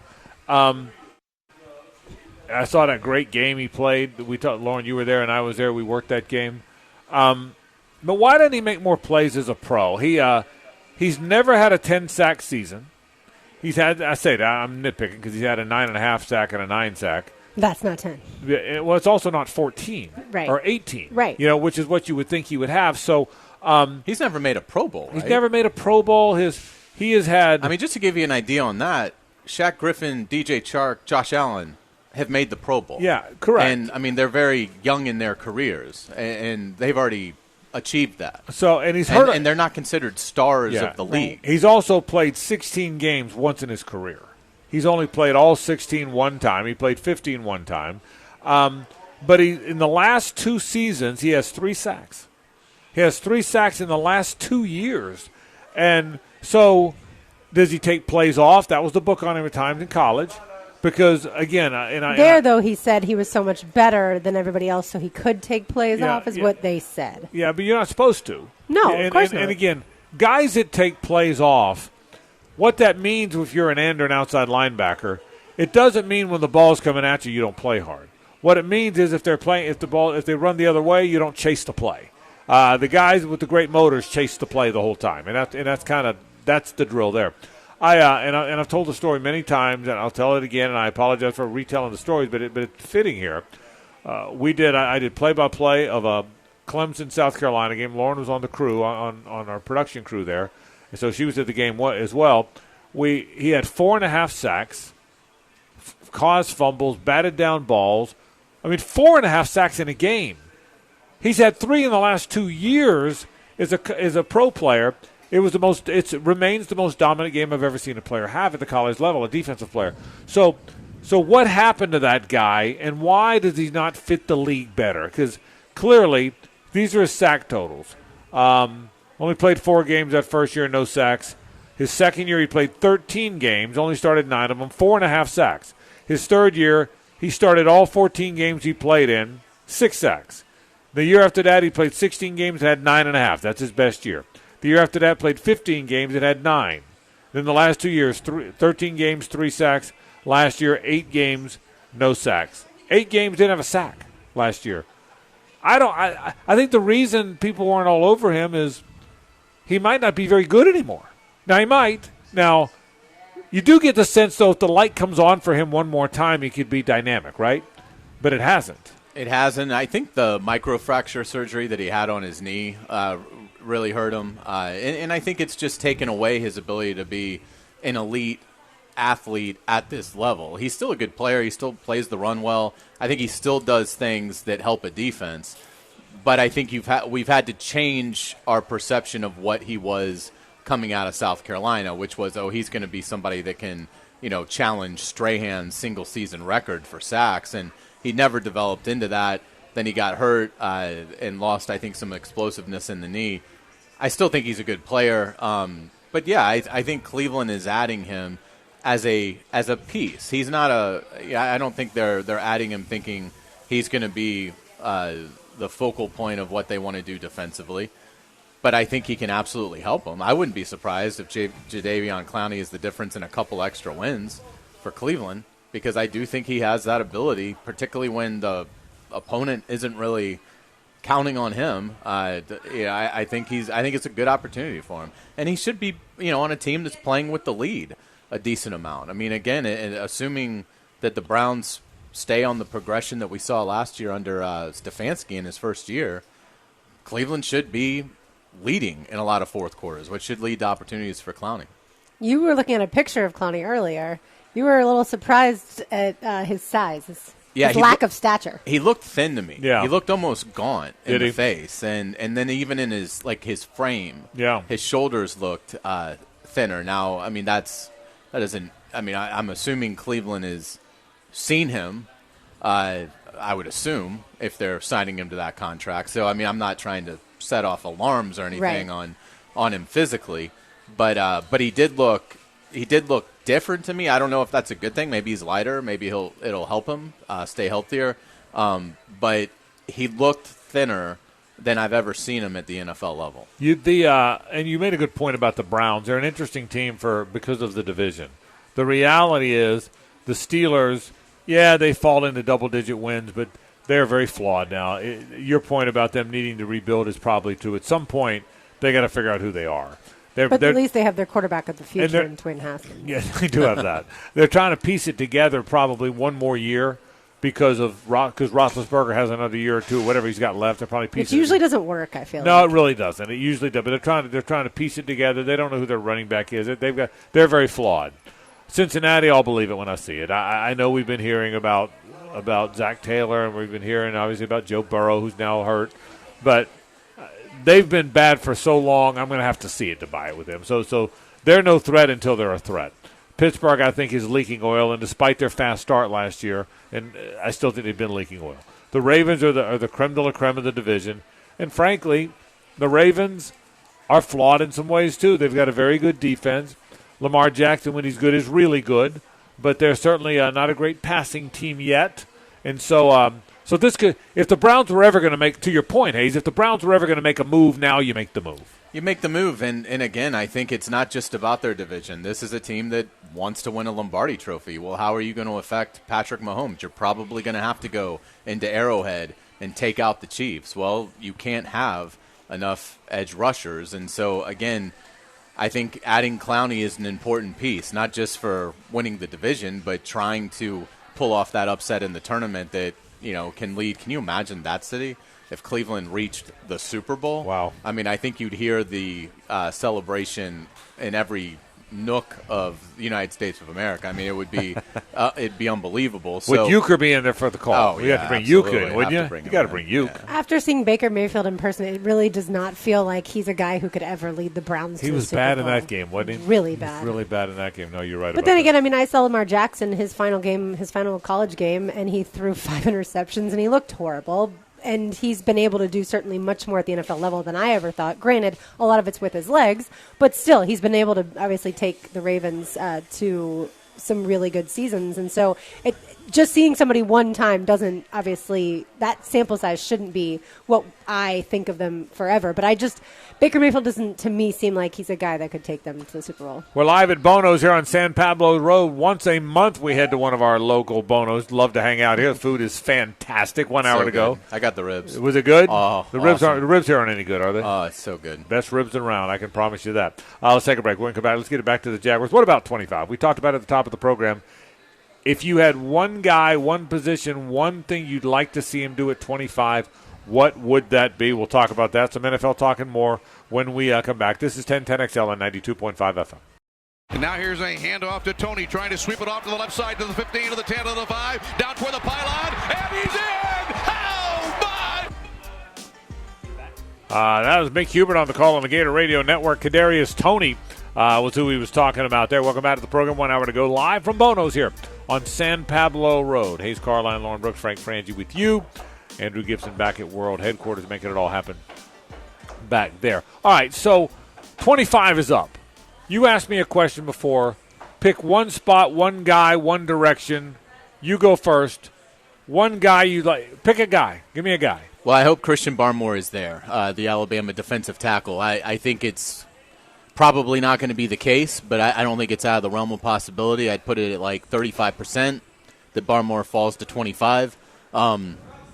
You see these value boards that the experts like to put up, and Barmore normally isn't in that top 25, but I just think that that's not really how the draft works. I mean, there's such a scarce supply of interior defensive linemen, and they just play such an important role in terms of determining the game once you get beyond the quarterback, that I think a team will probably take Barmore, but he would be my guy. That's if Christian your guy. Barmore is there, I'm planting my flag. Number 25, Christian Barmore is a Jaguar. There you have it. I've said for weeks I would take Rondale Moore at 25 because I think this team needs that type of speedy receiver, and he's incredibly fast. Ran a 4.29 40. Granted, it wasn't at the combine, but that's as official as we're going to get for this year. And he has an incredible vertical leap. So even though, yes, he's only 5'7", I don't think that's going to be an issue, and I think he would be a phenomenal weapon for Trevor Lawrence. I'll come with Dane Brugger. I hadn't thought about it until he wrote today, but Elijah Moore would excite me. I love Kadarius Toney. I think Kadarius Toney is going to be a really good player. I really do think he's going to be a good player in the league. He is really fun to watch. And he made himself a complete player. We had this conversation, how much he grew, how much his draft stock improved, immensely improved by going back and playing another year of college football. But I think they've got what he is in Laviska Shenault. Laviska's a little bigger, but a physical stop, start, change direction receiver who's kind of part running back too, which is what I think Kadarius Toney is. I think they've got that in Laviska Shenault. I think that would be two Chenaults. There again, Kadarius is a little more dynamic running style, but I don't know if he's better running style. So I would think they'd be getting what they've already got. What they don't have is a Tyreek Hill type, to your point, Lauren, a Rondale Moore type guy. And I'm only going to say Elijah Moore because you already took Rondell Moore. But I think that kind of guy is what I'd really like to see them get. Having said that, they have to get more good defensive tackles. There's no debating that. I don't feel safety like other people do. Trevon Moehrig has been mocked to them so much, and maybe that's who they'll take. I just don't think an Urban Meyer team which has so much speed and is built around speed, and a Joe Cullen defense which is built around a lot of man coverage outside and that 3-4 base formation with those edge guys, I don't think going and finding a first-round safety is part of it. I might be, again, I could be dead wrong. I'm guessing at this. I just don't send – and look, everybody has mocked Moehrig to him. It almost seems like one guy did it and somebody else did it. You notice that? Then all of a sudden, mocking Moehrig to the Jags seemed to make some sense. I just don't think so. I just don't think that a first-round safety is how they will build this thing. I almost feel like first-round safeties go to teams that have everything else. Right? Yeah, they're luxury picks. Yeah. So I think that's what I think. Now, maybe a football person knows way more than me. Man, I would agree. Yeah, I think speed outside is what they wind up. Yeah, doing. I mean the reason that I've not thought defensive tackle with the 25th pick overall is because I've heard and read so many people say there's not a defensive tackle that's worth picking in the first round. This year's talent is not there at defensive tackle, but if you believe that Christian Barmore is the best of the group, then you have to take him if he's there at 25 because there are a lot of receivers. And Hayes has made that point, certainly. It just depends on which direction they want to go. Because they went so heavy in free agency defensively, it does feel like they're going to go offense more with the draft. And it just seems like receiver is how you get there, man. It just to me, again, I look – when I see the Super Bowl and I see Evans and Godwin showing up and I see those great Tyreek Hill and Kelsey and so many really good pass catchers showing up in these Super Bowls and these NFC and AFC championship games. And by the way, the good defensive tackles are there too. I get it. It just seems to me there's just so much. You got to have electrifying guys out there. So and by the way, you think Chark and Shenault are going to be good? I think they're going to be good players. I don't know if they're great. I think they're both good players. I think Chark is going to be really good. I think Shenault will be good. Okay, what about you? Yeah, I think Shenault's going to be really good, and I think Chark's going to be really good. And then I think for this team, Marvin Jones Jr. is going to be probably the guy with the most receptions at the end of the year. Yeah, and by the way, I'm talking about the guys already there. Good point. What about free agents they've signed? I think Colin Johnson will help them. And by the way, I'm not convinced Philip Dorsett's not on the team and helping in some capacity. But as fast as Philip Dorsett is, I don't think of him as quick. I don't think of him as change direct. Do you? I think of him as you don't like him as a player, but yeah. And with reason, he hasn't become a good player. But he's fast. I mean, he's straight ahead. He's way more kick returner than punt returner. Kick returners are just flat fast. Punt returners are more change direction, stop start guys. So I think that's what they'll do. Okay. One guy, by the way, on Prisco's better than team that he puts out all the time, wide receiver Anthony Schwartz out of Auburn. Really fast. Super fast. He's not a guy that certainly we've talked about at all, but the moment I saw his name on that list, I thought, of course, all the times I've watched him play at Auburn, he is a guy that maybe the Jaguars can get much later in the draft that can be this type of guy we're talking about. Yeah, we're going to go through Pete's list in a little bit, but I will tell you this to that end, Lauren. When Anthony Schwartz was a high school recruit out of South Florida somewhere, right, Fort Lauderdale or somewhere in South Florida, they thought he was the fastest recruit in the country. Do you remember that? And Florida almost had him. He came down to Auburn in Florida. He was it the Under Armour game? It wasn't the Army game. I think he was in the Under Armour game, and they showed the drills. He was flying, and so he was super fast. And at Auburn, he was super fast. But he wasn't great at Auburn. I don't remember plays. They also have a terrible quarterback. Well, they've had bad quarterback play, but I don't remember him jumping off the page as a football player at Auburn. I don't, and again, test well. And again, when we talk about the depth at receiver, it's not just those kind of guys that skill set, the Elijah Moore, Rondale Moore, Kadarius Toney, Tutu Atwell, that all kind of do that and do it well. The depth overall at the position, again, going back to Dane Brugler's 7-round mock. Not that this is exactly how it's going to go, but it gives you some indication. He has Trevon Grimes going in like the late 5th round. He has Tamari and Terry going in like the 7th round. I know. That's how deep receivers look. You're only going to keep 6 receivers, and teams already have 5 of them, if not 6 of them. So I mean, if there's 20 great receivers in this draft, which there are, there's going to be some values late. You can get them later that are unbelievable, and that's going to be, I think, the trick for Urban is knowing when is the right time. I mean, I have no problem if they decide to take a receiver at 25. I think it probably would be better from a value standpoint to wait until 45 to take the receiver. Well, the 2 teams that take best available, in other words, the 2 teams that take value over need, there's 2 teams. One that's really loaded because they don't have any specific needs, and one that has all kind of needs. So they've got a bunch of different ones. You might as well take the best player, right? Teams in between always draft for need. I don't care what you hear. They draft for need, not best player. Teams in between always draft for need. But it's the teams with loaded teams don't need to draft for need, and the teams that have all kind of holes, they got a bunch of needs. So we'll see. All right. So we all agree. Lauren and I both say quick receiver. Hayes, you say defensive lineman. Gibby, what about you? If number 25 comes up, what's the one guy you would like to see? Who's the one guy you would like to see available and them take it number 25? I think it's Kadarius Toney because I know that they have a guy like him in Laviska Shenault, but I don't think you can have too many guys like that in the NFL these days. I mean, Frank, you just referenced Mike Evans and Chris Godwin and all those guys. Yep. Well, Tampa Bay, Tom Brady takes even more this year. I just think that you can't have too many guys. We see it with Kansas City. They have a ton of weapons. I would take Kadarius Toney because of what he brings from an explosive standpoint on offense. Yeah, that's a really good point too. You don't need to have just one guy. It's a very good point. You play 3 or 4 at a time, so you don't need. They to could have a just one competition guy. and see which guy gets tackled to the ground the least. Yeah, so that's a very good point on that. All right, so we all said that. 33. If Christian Barmore is 25, you don't have to give me a name, but what are you hoping is there at 33? Is that receiver for you?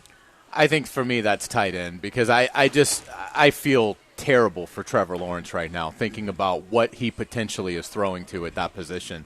And I don't like the idea of a rookie having to be the guy in terms of your pass-catching receiver. I don't like the idea of a rookie and a rookie being that connection. I just think there's so much nuance to playing that role and that chemistry. I would much more prefer see them make a trade for a veteran, but to this point they haven't done that, so I have to operate under the assumption they don't want to do that or can't get it done.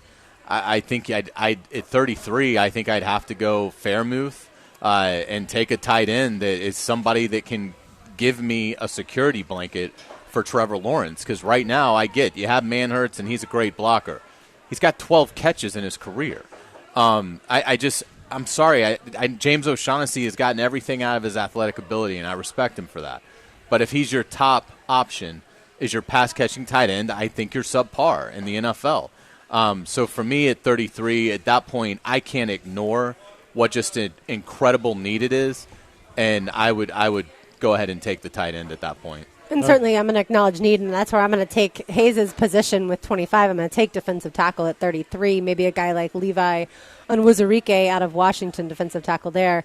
And then I think a guy like Brevin Jordan out of Miami is a really good pass-catching tight end, so I can wait to take him a little bit later. But, yeah, I'm definitely going to beef up the defensive line with the 33rd pick since I went receiver 25. Yeah, I'm probably going to go D-line too because I do think they need to do that. But I'm torn on tight end. I mean, again, but I'm looking at a list of the best tight ends in the draft. Kyle Pitts obviously is head and shoulders first. He laps the field. Freiermuth is the consensus number 2 guy. But I'll give you an example. I'm looking at the CBS Sports draft prospect listings, the power poll, if you will. This is just one outlet. They've got Pitts as the 5th best player overall, first tight end. Freiermuth is the second tight end. You know where they have him overall players? 56. 71. Yeah. So that's just one group, but it gives you an idea. Right. They've got him as the 71st best player. Brevin Jordan kind of right behind him. The problem with Brevin Jordan, well, I say problem, wouldn't be a problem here. He is clear move tight end. They say Pitts doesn't block much. Brevin Jordan doesn't block at all. At least Pitts can put on some weight on the frame. He's 6'6". Hunter Long at BC, don't know much about him. Tommy Tremble at Notre Dame. They had a bunch of tight ends at Notre Dame. Kenny Yeboah at Ole Miss, we did see him. He's pretty good. Pass-catching tight end. We saw him a bunch. Trey McKitty at Georgia, the former Seminole. They got him 200 players deep here, so there's not a lot of great tight ends. So if you don't get Pitts, Freiermuth, or Jordan, you know what? You don't get the sense that there's a tight end in that draft that's going to help you a whole lot. Now, there could be some sleepers, but as far as guys that help you right out of the gate, right? I mean, if it's not one of those three, I have a hard time thinking they help you a lot. And the only thing I can come back to on this, and this is something that we talked about on the podcast, is if I had to predict a shock, a Jaguar shock on draft weekend, the shock would be that they don't take a tight end nearly as high as we think that they will. Because I do think there is still the chance that they can circle back in the summer and go get a Zach Ertz. I just don't believe Zach Ertz is going to play football for Philadelphia. Not that he wouldn't, but I just don't believe that. I think they don't have much of an interest in him. I don't think he has much of an interest in them, and I think he's moving on. Now, he may not want – I mean, this may not be his ideal place with a team that won a single game last year and has a rookie quarterback, even one that is very celebrated. But that's the only thing that would – like, I freaked out the first 24 hours of free agency. I wouldn't freak out as much if they did not take a tight end in the first 4 rounds of this draft, because the signal to me would be that they are going to make a trade for a veteran at some point once we get beyond the draft. And they just want it to be a 2022 pick, not one of these 2021 Well, if picks. they don't draft a guy, they have to. I would agree. I doubt very seriously you're going to go into the season with Manhurts, O'Shaughnessy, and whoever else you pick up. I doubt very seriously you – as much as Urban Meyer wants to win early, and they all want to win early, and you've got Trevor Lawrence, I doubt they would go into a season with that being your tight end room. I would think. I'll take a break. Let's look at the Pete Prisco better than list. Lauren will give you we'll take you a tour through those guys. We'll tell you what we think of those guys. That's next, so stay with us. Looking downfield, and it is intercepted. That is Asante Samuel Jr. That play was read perfectly by the defense, and Quincy Roche gave him no shot. Frank Frangie, Hayes Carline, I'm Lauren Brooks. We are live from Bono's on, I was about to say Southside, on San Pablo. We're going to be at Island Wings tomorrow on Southside. Andrew Gibson back at 1010XL headquarters. You just heard some highlights of some players that are on Pete Prisco's Better Than Team, always a Kitchen and Flooring Design Center Wednesday. So the first guy, Frank, I don't think Explain what that is. Sure. So Pete Prisco does a lot of scouting himself, and he takes this list of 20 players that he believes are better than most scouts think. So every year he puts this list together, and he believes that guys like, for instance, the very first guy on this list, and he's tweeted about him, Davis Mills, the quarterback from Stanford. He mentioned him to us last week when he did his quarterback rankings. He believes he is better than a lot of the scouts think, and that he should be drafted in a better position than a lot of mock drafts would have Davis Mills. So we don't need to spend much time on Davis Mills. I don't think he's coming to Jacksonville. I don't think anyone else does. But as a quarterback that he thinks is very good. But it's a quarterback who he had ahead of Trask, and I want to say ahead of Kellen Mond as well on his. Do you want to spend time on guard Aaron Banks out of Notre Dame? Don't know much about him. Oh, I think he's going to be a great player, but we can probably move on. Right. I think so as well, considering the Jaguars have their left guard. But Tommy Tremble, tight end of Notre Dame, we just talked about tight ends and how necessary they are. This is a guy that played with Cole Kmet in 2019 and certainly is somebody that the Jaguars could use. Nah, he's a guy that could wind up here. That's a guy, if you take tight end at some point, he's a guy that could wind up. But he is one of the better blocking tight ends, so that would, I think, be more of a long-term plan to replace Chris Manhertz versus getting the pass-catching tight end. Amir Smith-Marset, the wide receiver out of Iowa, averaged 14.7 yards a catch at Iowa. He was also a really good kick returner. I don't know that the Jaguars are going to go that direction, but he's a guy who had some off-field issues, so I think that's why he's going to be on Pete's Better Than Team. Demetric Felton, running back out of UCLA. He is an airback, according to Pete, 5'9", 190 pounds. That's the kind of guy I could take.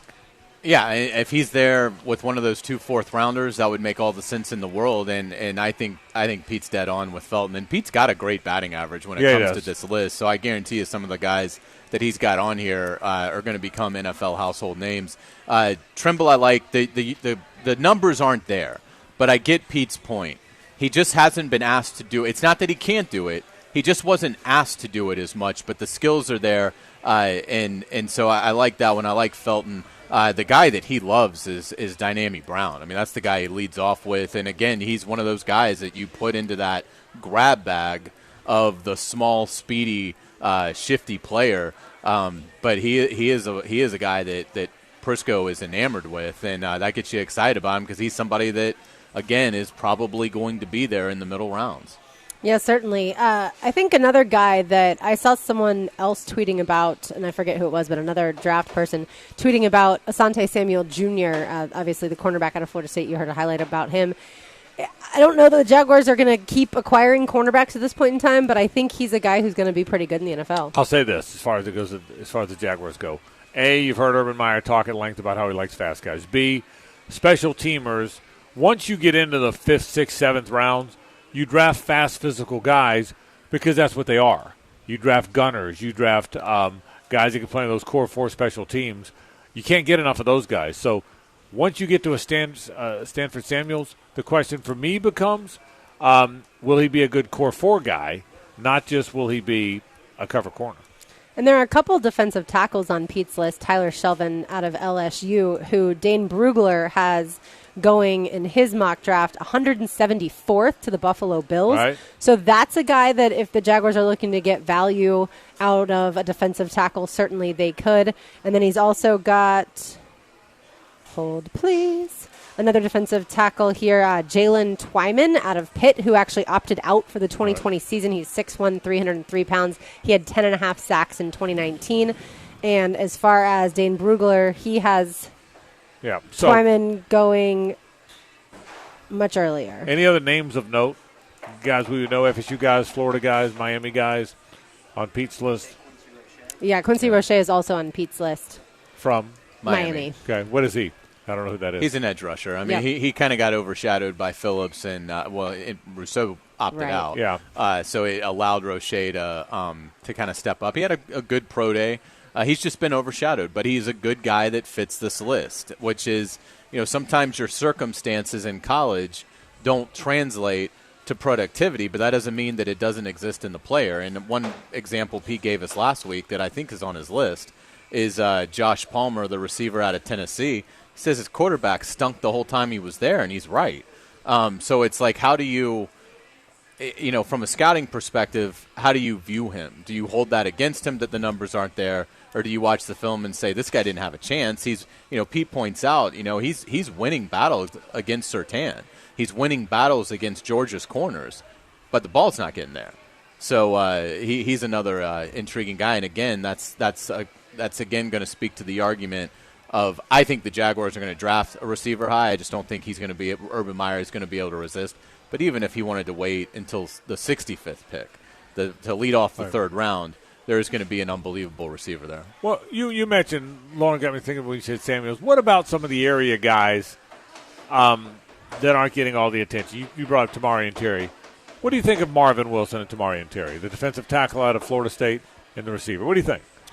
I'd take a chance. I mean, if they were sitting there and Terry for sure. Yeah, I mean, I think they're good players. I don't know enough about the work ethic and things like that and what the area scouts are going to tell the teams, but I'm basing it solely on them as football players. And